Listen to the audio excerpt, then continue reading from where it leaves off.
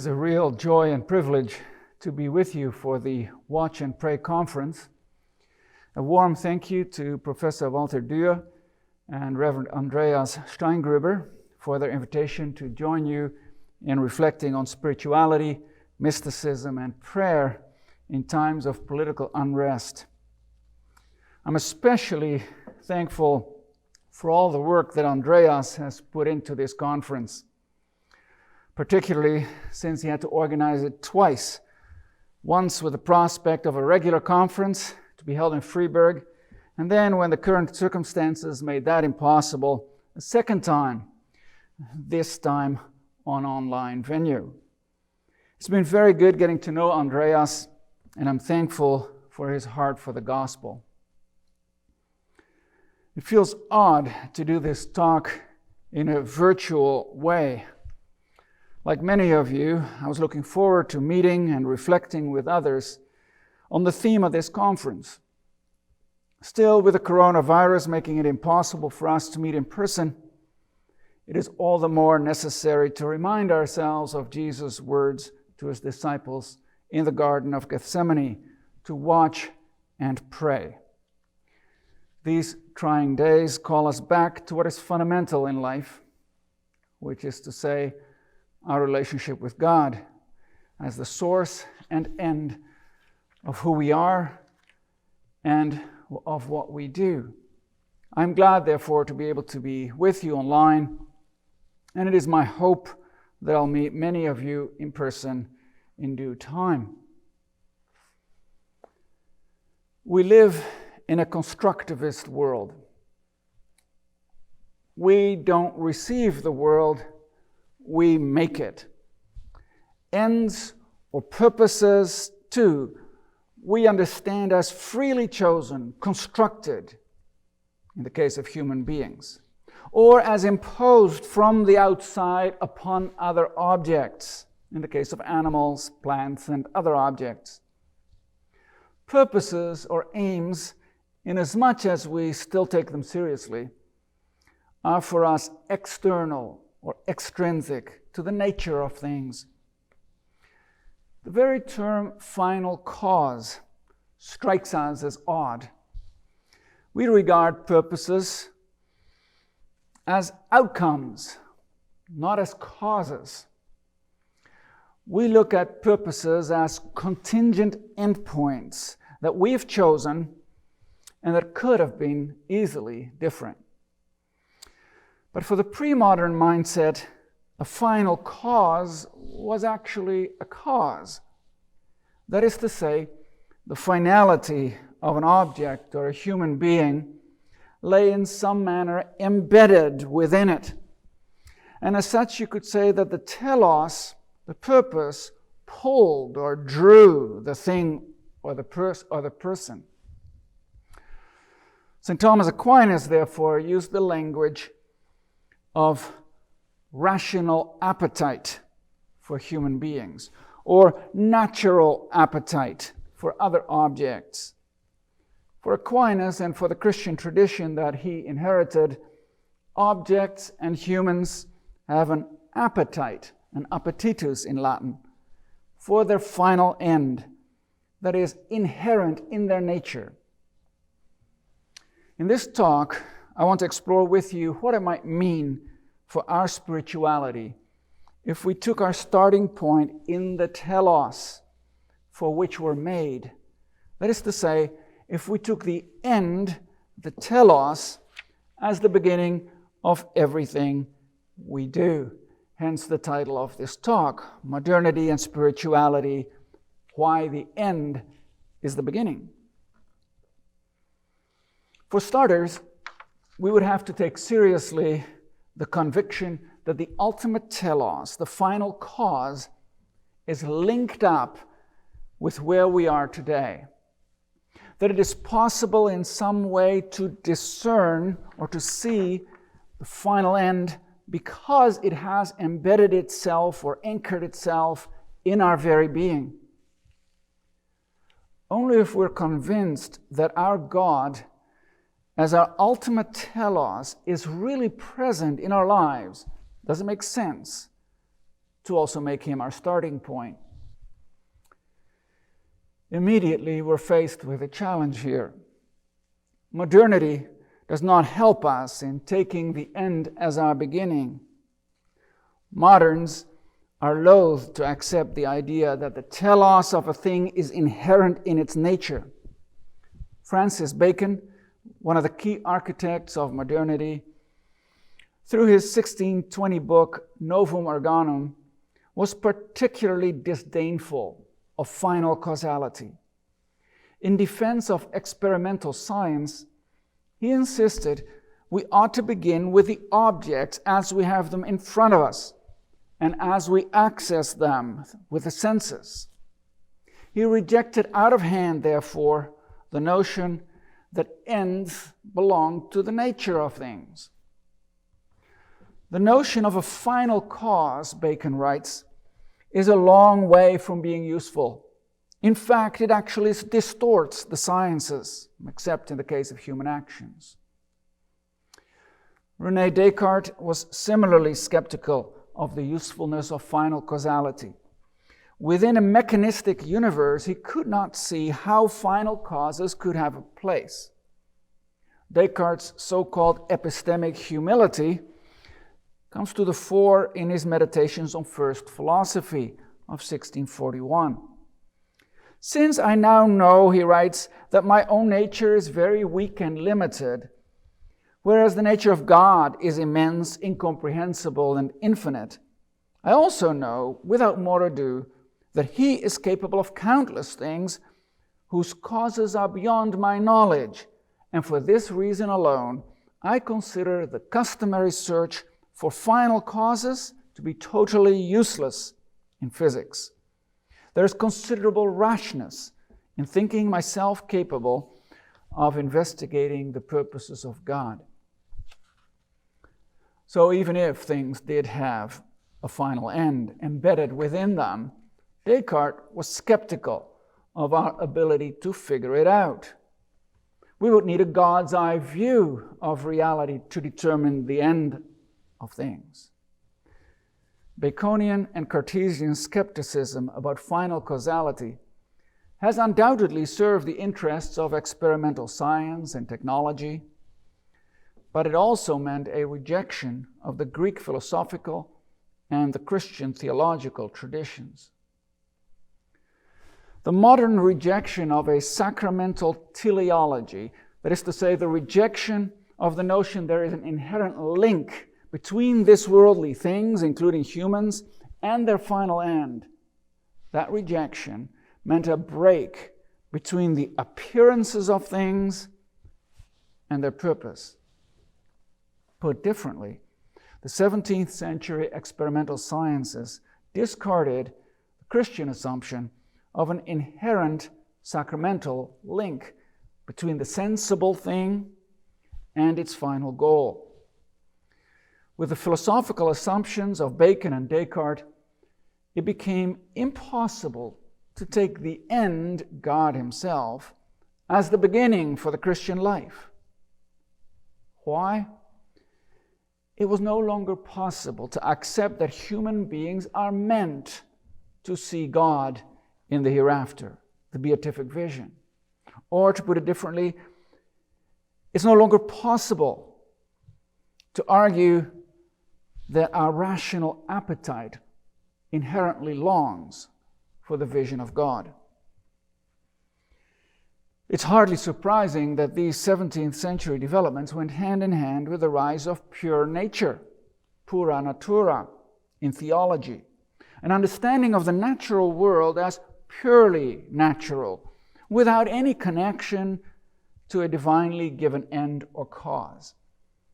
We have given up on the very notion that the purpose of a thing might be given with its nature. Since all purposes or ends are now humanly constructed, rather than inherent in nature itself, many consider it outlandish to look for such ends beyond the pleasures that the material, sensible world affords.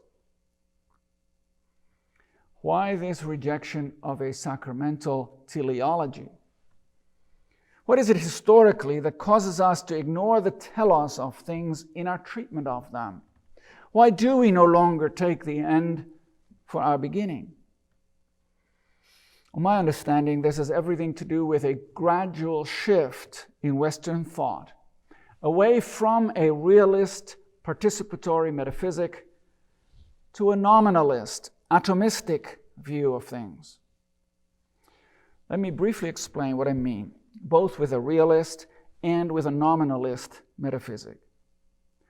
The notion of a realist or participatory ontology is perhaps best explained with reference to C.S. Lewis, who in my view was one of the 20th century's greatest Christian Platonists.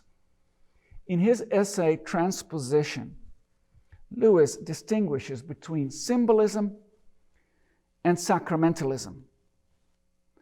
The relationship between speech and writing, argues Lewis, is one of symbolism. The written characters, he writes, exist solely for the eye, the spoken word solely for the ear. There's a complete discontinuity between them. They're not like one another, nor does one cause the other to be. By contrast, when we look at how a picture represents the visible world, we find a rather different kind of relationship. Explains Lewis, and I'm quoting him, "Pictures are part of the visible world themselves, and they represent it only by being part of it. Their visibility," that is to say of the picture and of the visible world, their visibility has the same source. The suns and the lamps in pictures seem to shine only because real suns or lamps shine on them. That is to say, they seem to shine a great deal because they really shine a little in reflecting their archetype, the original source, he means. The sunlight in a picture is therefore not related to real sunlight, simply as written words are to spoken. It is, he continues, it is a sign, the sun in the picture is a sign, but also something more than a sign. Because in it, the thing signified, the real sun, is really in a certain mode present. If I had to name the relation, I should call it not symbolical, but sacramental. For Lewis, a sacramental relationship implies real presence. That is why we may refer to this as a realist metaphysic. The end, the final cause, God Himself, is really present in the world. This understanding of sacramentality is part of a long lineage. According to the sacramental ontology of much of the Christian tradition, the created order is more than external or nominal symbol. Instead, it is a sign that points to, yes, but that also participates in a greater reality, the res. In a realist or participatory metaphysic, the eternal idea, the res, the reality, is really present within created things. Sacrament, the sacramentum. In a sacramental teleology, therefore, the eschaton, our final end, our purpose, the eschaton, is already really present in our world of time and space. This realist metaphysic of the great tradition, built as it was on Christian Platonism, gave way in the early modern period to a vision that radically separated heaven and earth. The sign and its reality, the ultimate end and the way that we live our lives here and now, they're separated from now on in. This separation between nature and the supernatural, or we might also say between visible and invisible things, first philosophically advocated by William of Ockham in the 14th century, has cut us off from God as our final end. so that we've begun to treat ends as purely human constructs. On Occam's understanding, the objects in the world around us are not related to one another through a common source of origin. Adrian Pabst, in his fascinating book Metaphysics, The Creation of Hierarchy, comments that with Occam, relations between individual things are separated from their relation with God. Things entertain real extramental relations between one another, not in virtue, he writes, not in virtue of a common source to which they're ordered, but on the basis of an intrinsic similarity. For Occam, visible things may be like each other, for example, the similarity that a variety of cats may have to each other. But this doesn't mean that they contain patterns or exemplaria of heavenly things sustaining their creaturely individuality. Occam's philosophy decisively abandoned the earlier Christian Platonist assumption of eternal patterns or forms that express themselves within the objects of the empirical world around us. Occam's philosophical position, commonly known as nominalism, was to have profound consequences for spirituality. These became manifest most clearly in the 17th century with Thomas Hobbes. His book, Leviathan, written about 30 years after Bacon's Novum Organum and 10 years after Descartes' Meditations, his book Leviathan suggests that the underlying cause of the wars of religion was a slavish following of Aristotle over Scripture. Aristotle's claim that being and essence have real existence lies at the root of the problem, according to Hobbes. He counters Aristotelian philosophy by insisting universal notions are just words. We should treat them accordingly. Yes, we employ such notions, such as man, horse, tree, but Hobbes urges us to keep in mind that they're merely names of diverse particular things, he says, in respect of which together it is called a universal, there being nothing in the world universal but names. For the things named are every one of them individual and singular. Unquote. Put differently, Hobbes' metaphysic follows that of Occam. Both reject the notion that visible things have real relations to invisible things.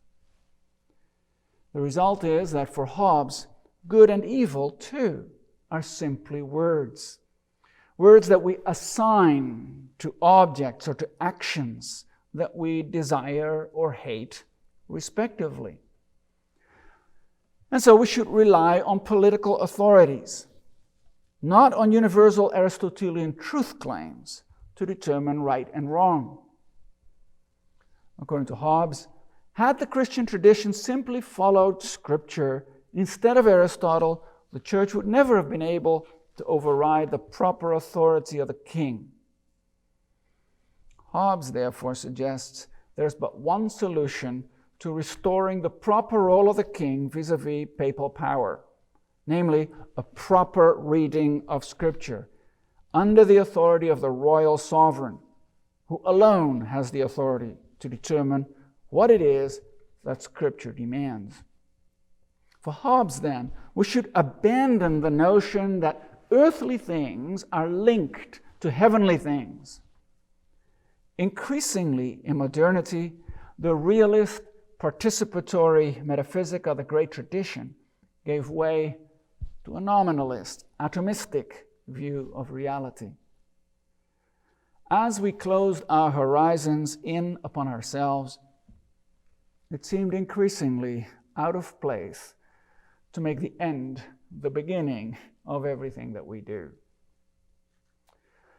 By way of contrast, let's delve a little more deeply into the question of how in pre-modern society the final cause, God Himself, was treated as the beginning. as the starting point of Christian spirituality. We see this illustrated with particular clarity in St. Anselm. Few theologians have as persuasively as Anselm shown how the vision of God in the hereafter, the beatific vision, how that may serve as our final cause, pulling us and so forming us in our spiritual lives. Anselm's Proslogion, written in 1078, is mostly known for its argument for the existence of God, so-called ontological argument. But when we read the book, we find out that this argument isn't anything abstract. It is part of a very personal, existential search for God, for the vision of God as the telos or aim of Anselm's life. Anselm may have been tempted by the foolishness of unbelief, but he refused to give up on the search for the telos for which he was made. And so already in the first chapter, he calls out, "I was created to see thee, and not yet have I done that for which I was made." Anselm thought the telos, or the beatific vision, constituted his identity. It was, we could also say, his sacramental view of reality that made it possible for him to keep searching for the vision of God as his final end. Anselm's treatment of the beatific vision, then, presents us with an example of a sacramental, pre-modern treatment of human existence. Throughout his Proslogion, the Benedictine abbot of Bec in France is engaged in a search for God, whom he famously describes as that than which nothing greater can be conceived. And I'm going to ask you to just keep this description of God in mind for a moment, because we're going to come back to it. God, he writes, as that than which nothing greater can be conceived. Now he begins the first chapter of his treatise with an attempt to arouse us to the contemplation of God. Enter the inner chamber of thy mind, he advises us. Shut out all thoughts save that of God, and such as can aid thee in seeking him. Close thy door and seek him. Speak now, my whole heart. Speak now to God. I seek thy face. Thy face, Lord, will I seek. Psalm 27, verse 8. And come thou now, O Lord my God, teach my heart where and how it may seek thee, where and how it may find thee. By turning to Psalm 27, Anselm takes us on a pilgrimage to the summit of human existence, a face-to-face encounter with God. Anselm's search is one in which he prayerfully pleads with God to reveal himself. Anselm immediately identifies God as the one who lives in unapproachable light, 1 Timothy 6. But if that is the case, how can he possibly arrive at his telos, his ultimate end of seeing God, if God is in unapproachable light? Who shall lead me to that light and into that light, that I may see thee in it? Anselm struggles with the question of how to move from the sensible world to the transcendent realm of God. And at times he seems to despair of ever entering into this divine light, since he's never seen God, and so doesn't even know what to look for. I have never seen thee, he writes. I have never seen thee, O Lord my God. I do not know thy form. What, O Most High Lord, shall this man do in exile far from thee? Still, Anselm confesses that his desire is for nothing less than God himself. Seeing God is the purpose for which he has been created. And as a result, Anselm embarks on his quest in the conviction that no matter the struggle he has, the final end for which he has been made is the beatific vision itself. We can see the light only if the light first shines on us.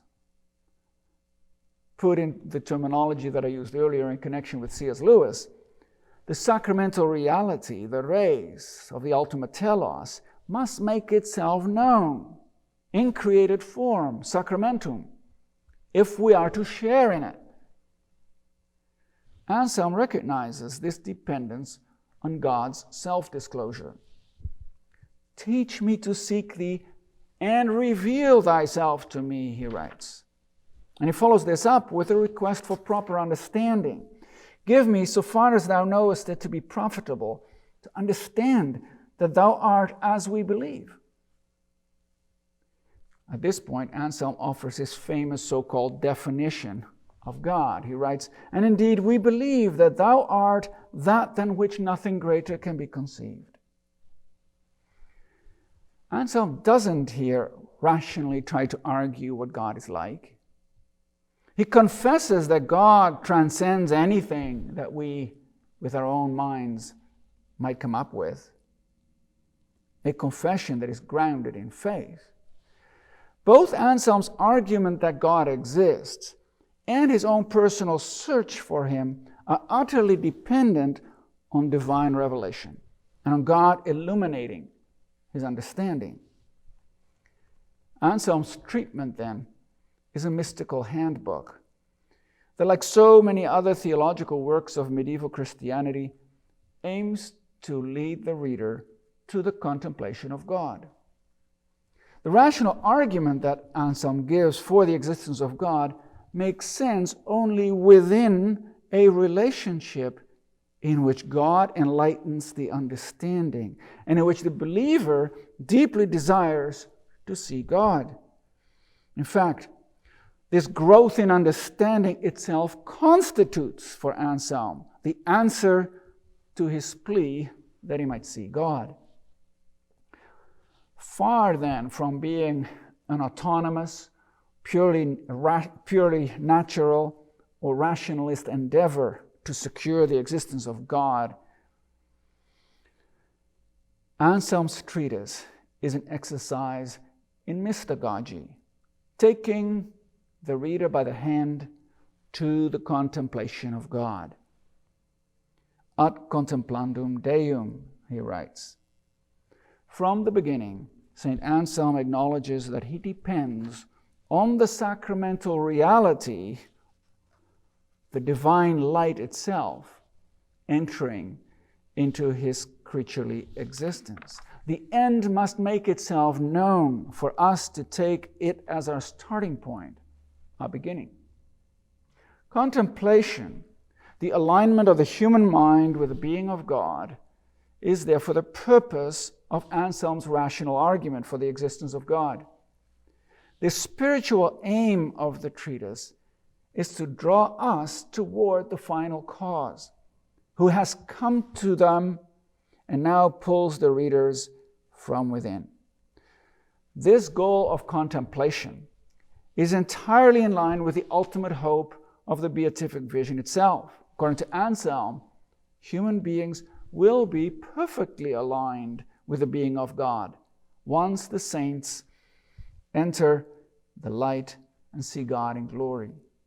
Today's contemplation of God, contemplatio Dei, is therefore a provisional, initial way of seeing God.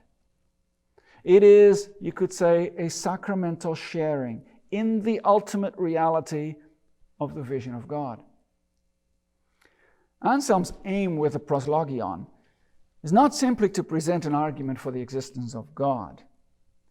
He would have been unlikely to rely on a purely rational argument, because such an argument would presuppose the neutral ground of pure nature, pura natura. Anselm is deeply aware that if the Christian faith holds true, God creates and sustains everything, that is, well, then a rational argument for God's existence makes sense only within the context of the confession that the transcendent God is sacramentally present in all things. For yesterday, and today and tomorrow, he writes, have no existence except in time, but thou, although nothing exists without thee, nevertheless dost not exist in space or time, but all things exist in thee. For nothing contains thee, but thou containest all.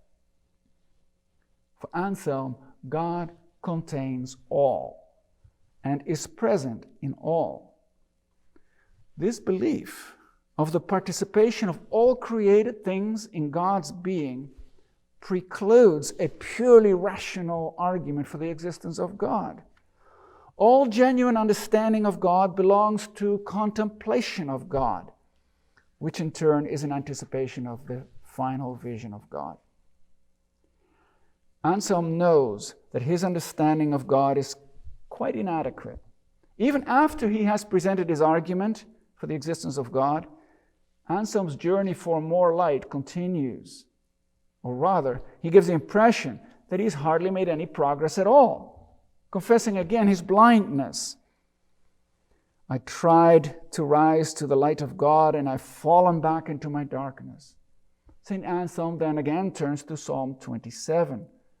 Do thou help me for thy goodness' sake. Lord, I sought thy face. Thy face, Lord, will I seek. Hide not thy face from me. Free me from myself toward thee. Cleanse, heal, sharpen, enlighten the eye of my mind, that it may behold thee. Let my soul recover its strength, and with all its understanding let it strive toward thee, O Lord. What art thou, Lord? What art thou? What shall my heart conceive thee to be? Anselm may have conjoined, as it were, his understanding to the truth that God exists, but he is still only able to confess that God is, rather than know what he is. The desire of the psalmist to see the sacramental reality of God's face, that desire still animates every fiber of Anselm's being, and it continues to do so through to the end of the treatise. The reason God's light is unapproachable is that he is beyond our imagination or comprehension. Anselm is frustrated because the very definition of God that he has used to prove his existence is inadequate. Anselm is forced to acknowledge God is not only that than which nothing greater can be conceived. That is, God is beyond thought itself. Therefore, he writes, therefore, O Lord, thou art not only that than which a greater cannot be conceived, but thou art something greater than can be conceived. His initial description of God, he now recognizes, won't do. God is not just the greatest being we can dream up. To speak truthfully about God means to recognize that our positive, cataphatic language of God falls short, so that in line with a negative or apophatic tradition, we have to admit the failure of human discourse and confess God's light to be unapproachable. God remains shrouded in darkness. For Anselm, it is only once we come to heaven to enjoy the triune God as the one thing necessary, unum necessarium, that we will experience fullness of joy. Only in heaven will our lack of comprehension and satisfaction give way to the fullness of knowledge, love, and joy. You and I can do no better than Anselm. It is not possible to offer a purely rational argument explaining why the beatific vision should lie at the basis of the Christian life. Pure reason does not explain why the end should function as the beginning. Anselm, however, takes us on a mystagogical pilgrimage, which has its own power of persuasion.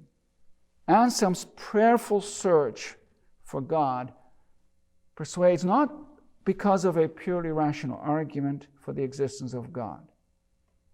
No, the proslogion is persuasive because Anselm's eyes of faith have met with the light of the face of God. Once in faith, we have grasped even the smallest glimpse of the God who is our final cause. We can no longer take as our starting point anything but the light of His presence.